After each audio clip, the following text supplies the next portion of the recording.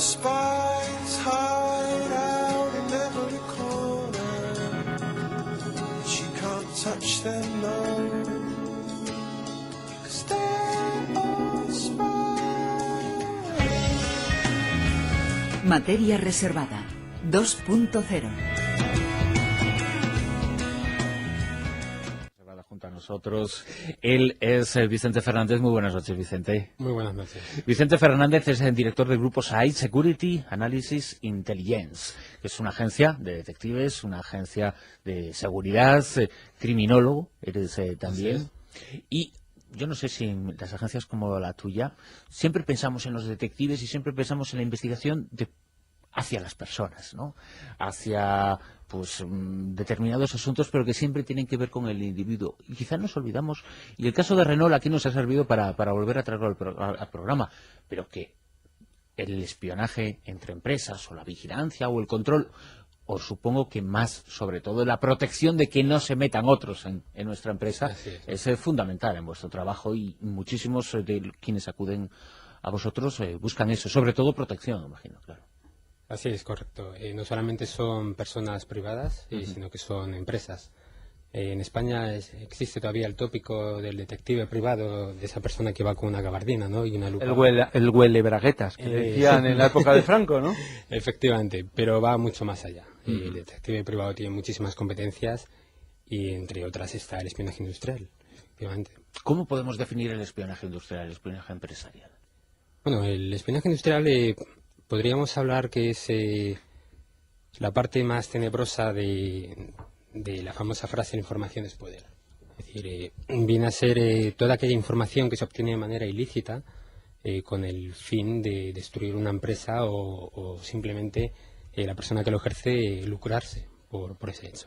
Hace un par de semanas con Fernando traíamos aquí el caso de Renault, que ha sido un poco el que Renault espiado por el gobierno chino, aparentemente, aunque la investigación está en marcha, y nos empezamos a acordar de otros episodios anteriores, por ejemplo, también relacionado con coches, Super López, aquel empresario español. Sí, el mundo de la industria automovilística es quizá el más afectado por este tipo de espionaje. O uno de los más afectados. Efectivamente, es uno de los más afectados. No debemos olvidar las potencias farmacéuticas, la industria textil. Pero vamos, realmente cualquier empresa, por pequeña o grande que sea, que contenga información y que puesta en manos de la competencia o de personas que quieran actuar a su favor, puede ser susceptible de espionaje industrial. Quizás la única diferencia o la única línea que divide que una empresa sea objeto de espionaje industrial es el mero interés que puede tener la competencia a ejercerlo. Es decir, todas las empresas tienen una puerta abierta al espionaje industrial. Tenemos la suerte de que realmente eres uno de los máximos especialistas, alguien que en España conoce ese tema y lo está tratando. En España, en lo que es tu experiencia también, sé que has trabajado fuera y que has hecho trabajos fuera. ¿Dónde está el grave problema en el espionaje? En esas penetraciones que pueden hacer determinados grupos, determinados incluso servicios de información para tratar de robar papeles concretamente de una empresa, o el problema está, digamos, en la infiltración o en la propia gente que trabaja allí. ¿Cómo se roban los secretos, digamos? Sí, ¿no? Es un conjunto de varias circunstancias. Podríamos comenzar por los empleados, que realmente es un porcentaje muy elevado de las propias personas que ejercen el espionaje industrial, así como competencias de empresas extranjeras, como es el caso de China, que no duda en utilizar cualquier tipo de medio para obtener la información que necesita. China y Rusia son los países que más aparecen siempre, como países espías de empresas extranjeras. Sí, es así.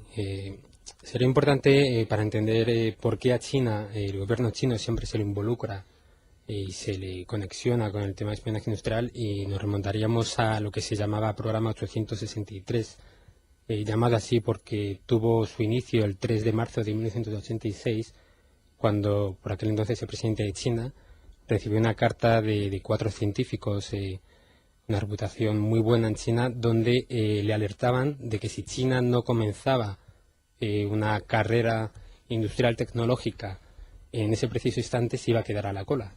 Por lo tanto, el gobierno chino, inmediatamente haciendo caso a esa carta, decide incentivar a todas aquellas empresas chinas con el fin de acrecentar su desarrollo. Es decir, una empresa china dispuesta a mejorar su desarrollo y tomar ventaja frente a la competencia es incentivada, es ayudada y con colaboración del gobierno chino. Yo he contado en algunas ocasiones el episodio, pero es que me marcó muchísimo. Estar en la sede central de Boeing, la empresa aeronáutica.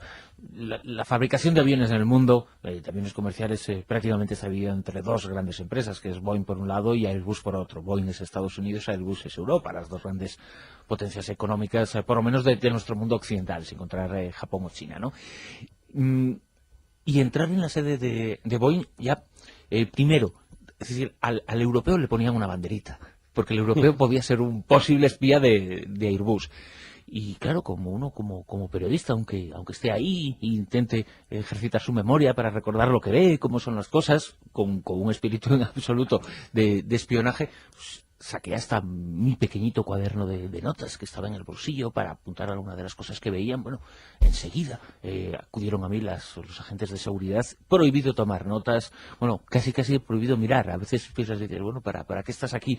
Había una obsesión tremenda porque no espiaran a Boeing, que además estaba empezando a desarrollar entonces uno de los aviones que pueden marcar el futuro de la industria aeronáutica, aviones de bajo coste de transporte para cruzar el Atlántico, ¿no?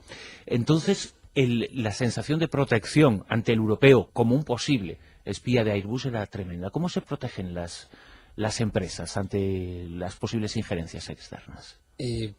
Existe una medida no conocida por el público habitual respecto al espionaje industrial. Precisamente hemos elaborado servicios de ese tipo y consiste en que una empresa lo que quiere es poner a prueba sus sistemas. Es decir, no ha sido objeto de espionaje industrial, pero quiere saber qué pasaría si llegara a ser objeto de espionaje industrial. Entonces se procede, obviamente todo legalmente, bajo un contrato que la persona competente de la empresa puede firmar, se procede durante un periodo de prueba a probar esos puntos vulnerables de la empresa, ya bien sea físicos, tanto personal como red de datos, y se llega a la conclusión de cuáles son esos puntos débiles. De tal manera que la empresa, en ese preciso instante, teniendo un informe de sus puntos débiles, empieza a reforzar, ya bien sea medidas físicas, ya bien sea la red de datos, incluso empieza a rotar puestos de la empresa, empieza a jerarquizar el acceso de datos, de tal manera que podríamos decir que esa empresa está a prueba de espionaje industrial. Es una de las medidas que hoy en día se realizan y que la gente desconoce. En España, ¿quiénes son los que roban o intentan robar información? ¿Quién es el enemigo? ¿Las propias empresas españolas, empresas extranjeras, los servicios de información? Bueno, el principal enemigo son los propios empleados, como decía anteriormente.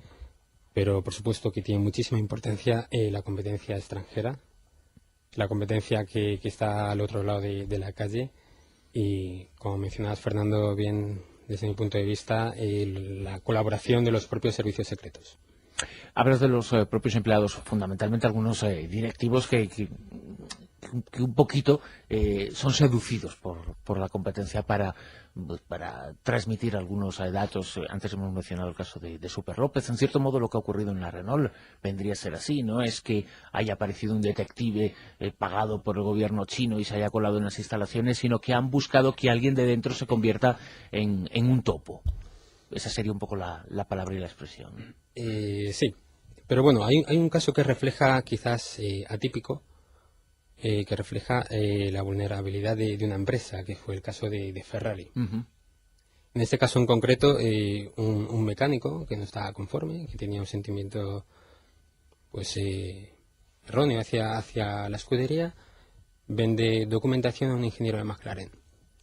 Bien, pues el ingeniero de McLaren, ni corto ni perezoso, le entrega a su mujer una cantidad de folios, 300, 400 folios, con el anagrama de Ferrari para que los guardara e hiciera copias. Bien, pues la mujer tranquilamente se dirige a la copistería del barrio, un centro de copias, a pie de calle, tranquilamente, coge al empleado y le dice, por favor, ¿me puedes copiar esos documentos? Casualidad que el empleado de la copistería es un gran fan de Ferrari. Eso tiene lugar en Surrey, que es precisamente el cuartel general de McLaren. El empleado hace las copias y cuando finaliza le pregunta a esta mujer su nombre. La mujer le da su nombre y cuando se va, el empleado de la copistería empieza a buscar en Google y descubre que esta mujer es la mujer de un ingeniero de McLaren. Manda inmediatamente un email a un directivo de Ferrari y se destapa el caso de Ferrari. Lo que quiero destacar aquí es que muchísimos casos de espionaje industrial son descubiertos porque las personas que lo ejecutan son meros chapuceros. Pero claro, ¿qué pasaría entonces si un grupo organizado de personas con conocimientos y con medios suficientes pretenden llegar a esa información? Es un riesgo. A mí uno de los casos que me ha dejado un poco alucinado, digo, sobre todo por la seguridad de la información, ¿no? Me desvío un poco, pero creo que seguimos hablando del mismo tema. Ha sido con el tema de Wikileaks, ¿no? Un gran sistema de seguridad, un gran sistema con teóricamente todas las protecciones y que de repente un soldado que en teoría tendría un nivel de acceso a la información bastante reducido, es capaz de copiar, yo no sé si fue con un USB, pero vamos, la imagen es que y que copia toda la información, la saca y si no es porque se la da a los de Wikileaks y obviamente al final le descubren, pero saca lo que le da absolutamente la gana. Es decir, realmente piensas, si el gran sistema de seguridad americano es así tan fácilmente violable, ¿qué pasará en la mayor parte de los sitios? ¿Esta realidad es así o no? Claro, es lo que veníamos a decir al principio. Es decir, cualquier persona susceptible de espionaje industrial, en este caso estamos hablando del ejército, y las medidas obviamente son las más elevadas, pero el factor humano sigue estando. Desde el momento que una persona tiene acceso a cierta información y la usa de manera negligente, se puede llegar a montar un caso como el de Wikileaks. Antes mencionaba Fernando que también las empresas españolas reciben apoyo de todo lo que es el cuerpo diplomático en el exterior para sus operaciones fuera, sus operaciones comerciales. ¿Es habitual que exista entre las empresas y los servicios de inteligencia de los países pues un intento en común y que de ese matrimonio incluso puedan derivarse episodios de espionaje? Sí, es algo común y menciono otra vez a China. En Estados Unidos en concreto registra la entrada de unos 150.000 estudiantes anualmente que se van a Estados Unidos pues a ejercer a llevar su carrera universitaria, a acabar sus estudios, ¿no? Bien, pues el gobierno chino incentiva una vez más a aquellos estudiantes que han acabado su carrera universitaria en Estados Unidos para que regresen a su país de origen, en China, apliquen los conocimientos que han adquirido en un país como Estados Unidos y, si es posible, que además vengan con información sensible de Estados Unidos, aún mejor. Y les premian, directamente les premian. Les facilitan la creación de empresas, les dejan oficinas gratis, les pagan las vacaciones.